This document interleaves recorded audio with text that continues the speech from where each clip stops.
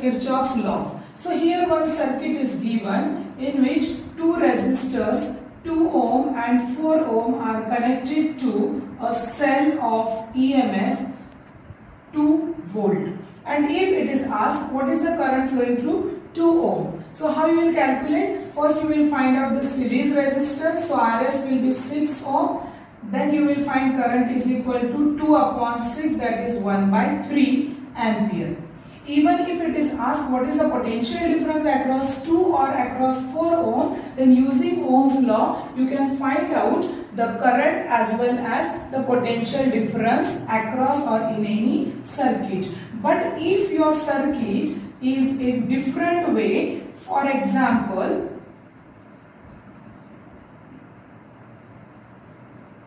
in your circuit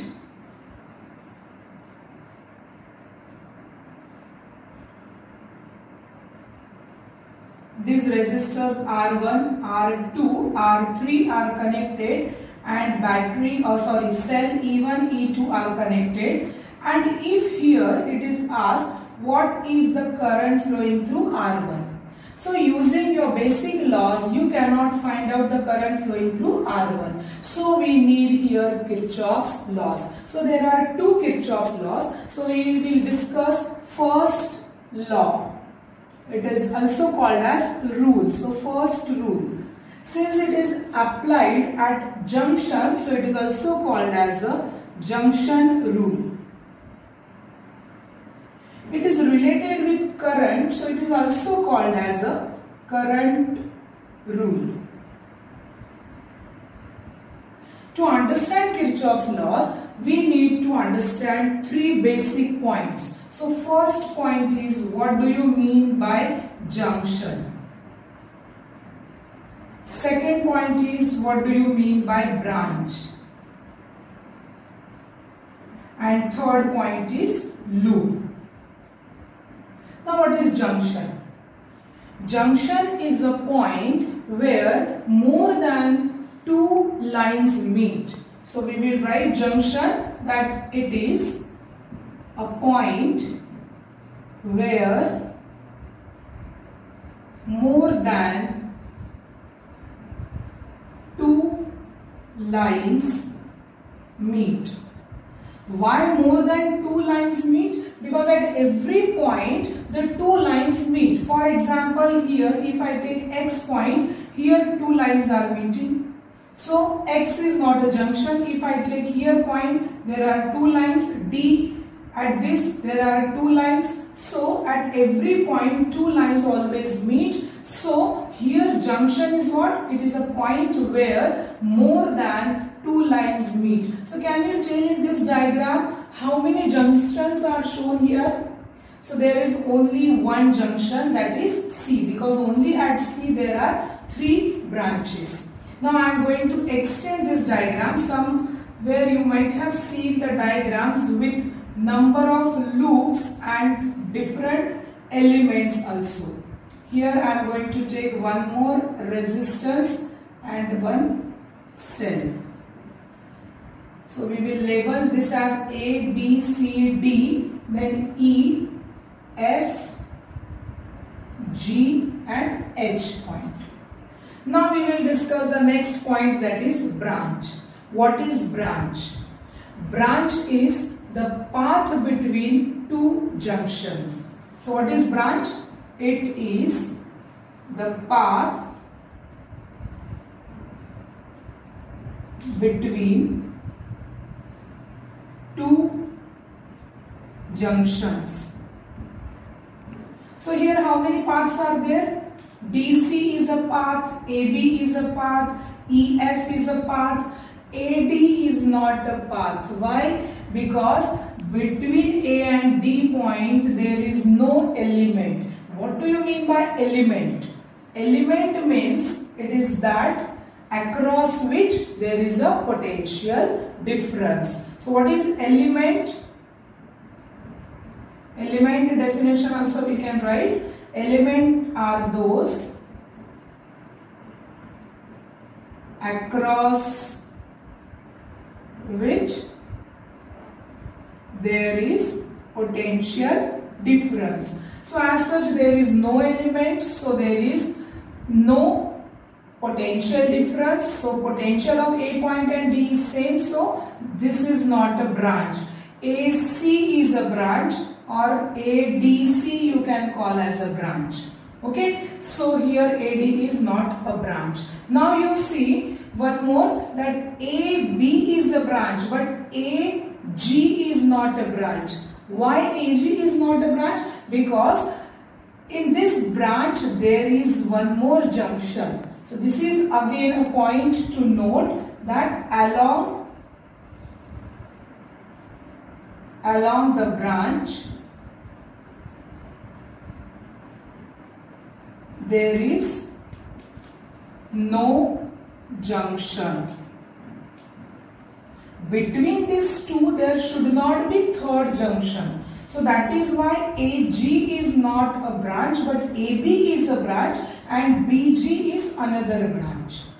Third point, we have to see that in the loop, in that branch, whichever elements are coming, current flowing through each element is same. So we will write the third point, that current through each element is same. Means here the current flowing through R3 is same as the current flowing through E2. Current flowing through R1 is equal to current flowing through E1. So this is about the branch. Now the third point we will discuss, that is a loop. So loop is what? Loop is the closed path of current. So write that loop is, it is the closed path of current. So here A, B, C, D, A is a closed path. A, B, G, H, C, D, A is a closed path. Though there is this middle branch BC that you can omit, and this one is a complete loop.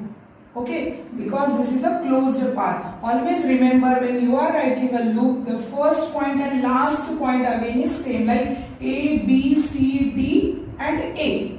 So first and last point should be same one. A, E, F, B, A is another loop. Then D, E, F, B, G, H, D, E is again a loop. So in loop, as such, shortest path and longest path, such type of condition is not given. So that point also you can write, in a loop, shortest or longest, such type of condition is not required.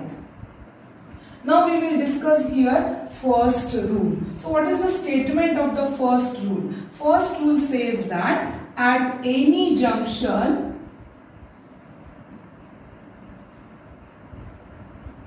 sum of currents is always 0.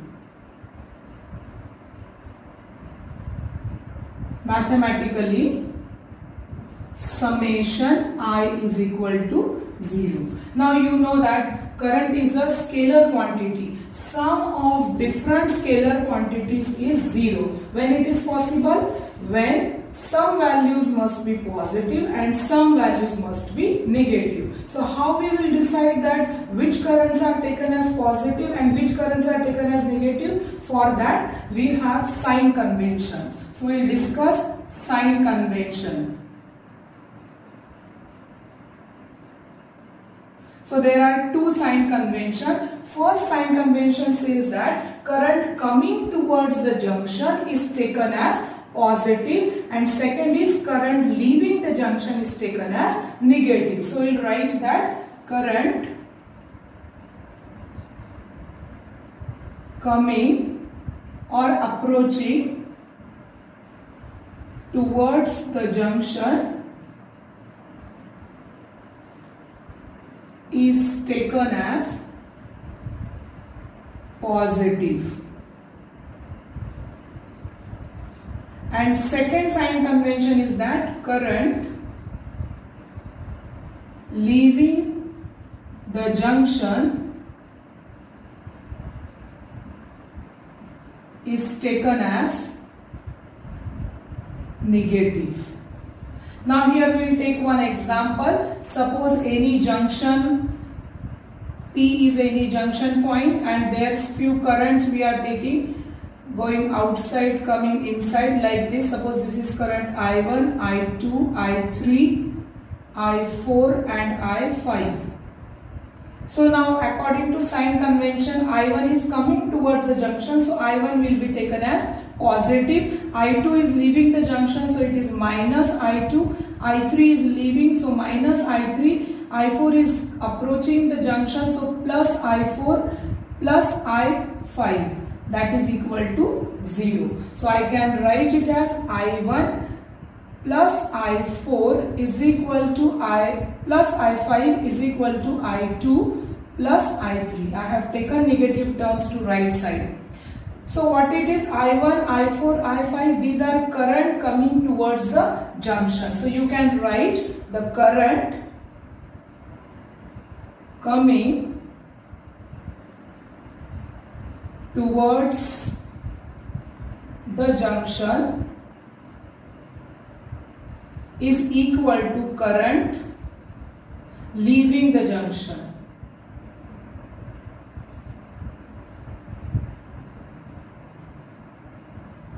Current coming towards the junction is equal to current leaving the junction. This is another statement of first rule.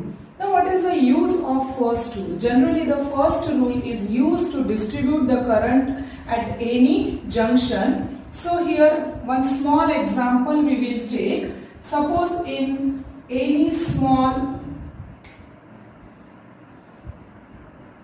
junction, suppose here current 5 ampere is there, this side is current 2 ampere. Now your question is, what is the direction and current in a P branch?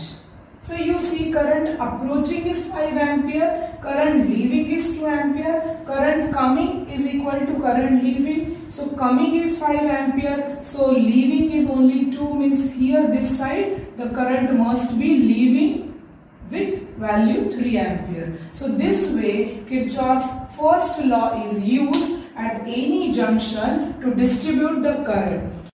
This law is based on the law of conservation of charge, because current coming towards the junction is equal to current leaving the junction, means it is based on law of conservation of charge.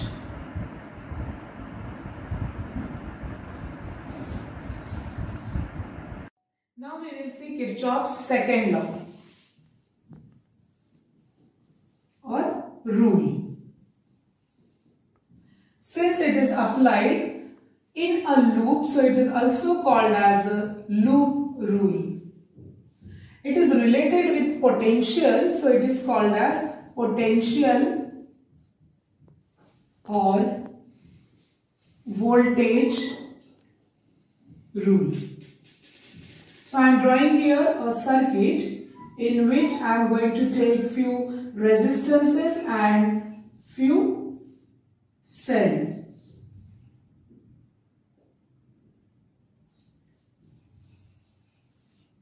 So let the resistances are R1, R2 and R3 and EMF of cell E1 and E2. We will label the diagram A, B, C, D, E, F. So in this diagram, how many junctions are there? So there are two junctions, D and C only. How many branches are there? Number of branches are D, A, B, C first one, D, C second, D, E, F, C is third. So there are total 3 branches. And how many loops are there? So number of loops A, B, C, D, A. Then second is D, C, F, E, D. And third loop is A, B, F, E, A. So there are 3 loops. Fourth loop you will not find in this one. Now we will see what is the statement of second law. So write statement. Since it is applied in a loop, so you write in a closed loop,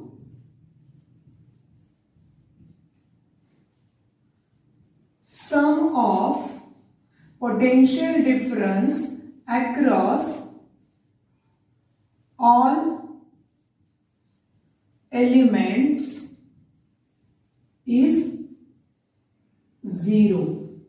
Mathematically, you can write summation delta V is equal to 0. So this is the mathematical statement of second law. Summation of delta V is equal to 0. Now here potential difference is a scalar quantity and sum of the scalar quantities is coming 0. Means some potential values are positive and some potential difference values are negative. So we have to decide here which values are positive and which values should be taken as a negative. So for that we will discuss some sign conventions here. So let us take a single branch in which a resistance is connected, because now in this circuit there are two types of elements. One is resistances and second is cell. So first sign convention we will discuss related with resistance. So let any resistance value R is taken and in this the current I is flowing from left side to right side. So I am going to consider 2 points, suppose P and Q. So if current is flowing from P to Q means the potential of P point is greater than potential of Q. So potential difference across PQ, how you will write? It is Vp minus Vq and that is equal to, see now here, potential of P is greater than potential of Q means the difference will come positive. And how you will calculate potential difference across the resistance R? Using Ohm's law you can write it as IR, resistance and current, product of resistance and current. Now if I take the resistance R and direction of current, now I am changing from right to left. Same points P and Q I am going to take. Now here again I am moving from P to Q. I am moving means here we have to assign the direction of calculation. Now what is the direction of calculation? That which point we are deciding is coming first in our calculation. That gives you the direction of calculation. Like we are going here from P to Q. So our direction of calculation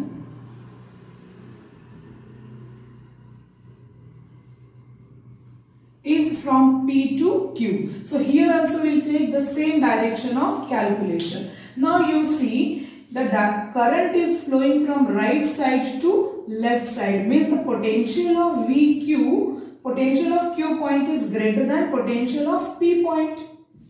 Therefore what is Vp minus Vq? Definitely it will come negative, and how you will calculate? Minus IR. So this way we can decide the potential difference across any resistance, whether it is taken as a positive or negative. So now we will write the sign convention for this, that if the assigned direction or the direction of calculation and the direction of current are same, then the potential difference across that resistance is taken as positive, otherwise negative. Now again come towards this, we will relate that if the direction of calculation, this is also called as a assigned direction, if direction of calculation and direction of current are same, then that potential difference across resistance is taken as positive. If the direction assigned and direction of current are opposite, then that potential difference is taken as negative.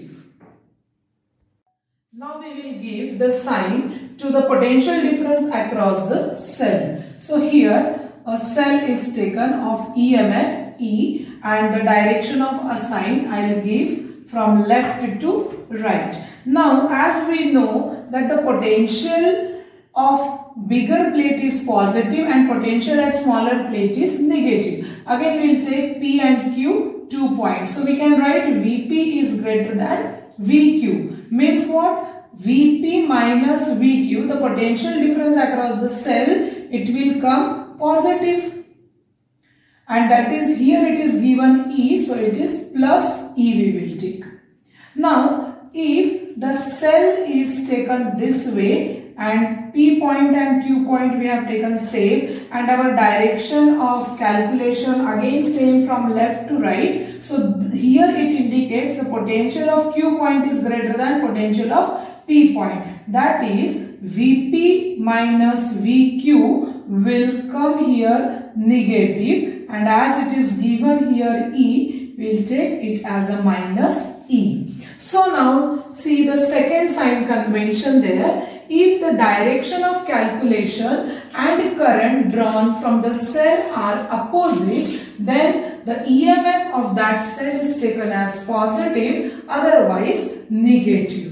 Now what is that? Again we will relate it with the diagram. The direction of calculation and current drawn from the cell. Here I am talking about only the current drawn from the cell, not the current in that branch of that circuit. Now we know that in a cell current flows from positive to negative outside the cell. So the current drawn from this, only particularly this cell, is from right side to left side, and both are opposite. If are opposite, then that potential difference is taken as positive. If current drawn and the direction assigned are same, then that potential is taken as negative. Students, here this sign convention we have used when delta V, summation of delta V is equal to 0, means the potential difference, addition of potential difference across all elements is equal to 0. This sign convention is applicable when we are taking all the potential differences to the one side of the equation, and that is equal to 0. Now we will apply these rules in this diagram. So first we will distribute the current in this diagram. Sometimes in the question it is given, the directions are given, but sometimes if are not given, we have to decide. Now some people, they give the direction, they start the direction from a junction, some start from a branch. Here I am starting from a junction, let that junction I am taking D. So here E1 positive is to left side, so I am deciding this current as I1 current. Same way E2's positive is here, so I am giving the direction I2 this side. Now can you tell me what is the direction of current in the DC branch? Because current I1 and I2 currents are coming towards the junction. So definitely in the DC branch the current will flow away from the junction. Let it be I3. Now see, in this AB branch, as we have studied that in a branch the direction of current and the current through each element is same. So here current will be I1, or here also current is I1. This side the current here is I2. This side current is I2. See, from C junction current leaving are I1 and I2. Means the current coming towards C junction is I3. So first equation here you will get at a junction D. So at junction D you can write I1 plus I2 is equal to I3. This is your first equation. Now here I1, I2 and I3, three unknowns are there. Now when you have to simplify, then you need three equations there. So we have to try to take minimum number of unknowns. So instead of I3 here, you can write it as I1 plus I2. Then your calculation will be quite easy. Now we will apply the second rule. Now to apply the second rule, we have to assign the direction or direction of calculation we have to decide. Now the direction of calculation, here we cannot take from left to right or right to left because we are going to apply it in a loop. So it will be either clockwise or anti-clockwise. You can take in any way. So here I am taking it clockwise. So this is the direction assigned. If I have taken clockwise, now in the second loop I can take the direction of calculation either clockwise or anti-clockwise. It doesn't make any difference because if you take it clockwise, then one equation you will get. If you take anti-clockwise, just sign will be different, but ultimately you will get the same equation. So now in this question, I have taken in both the loops the direction assigned as a clockwise. You can take in one clockwise, in other loop anti-clockwise also. Now let us see in a loop A, B, C, D. We will consider first loop A, B, C, D, A. Now we have to use the rule. So potential differences across the cell and these resistances. So now decide for cell. Direction assigned and the current drawn from the cell are opposite to each other. Therefore this EMF will be taken as positive. So it will be E1. Now come here for R1. The direction assigned and the direction of current through R1 are opposite. So this EMF across R1 is taken as negative, and according to Ohm's law it will be I1 R1. Now come towards this R2. Direction assigned and the direction of current are opposite. So potential difference across R2 will be taken as negative, and it will be I1 plus I2 into R2. Now only there are three elements, 1, 2, 3 potential differences. Sum is equal to 0. Now you can simplify and collect I1 terms together. So it is I1, it is R1 plus R2.